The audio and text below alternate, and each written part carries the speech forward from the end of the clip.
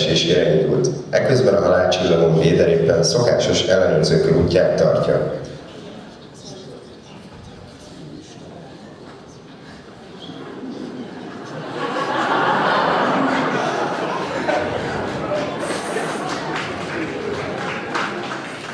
Hol van Leia?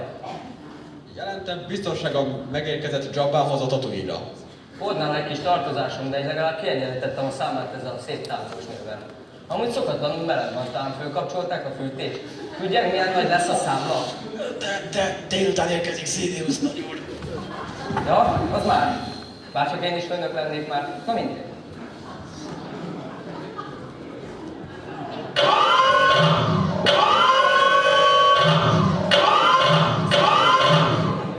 Droidokat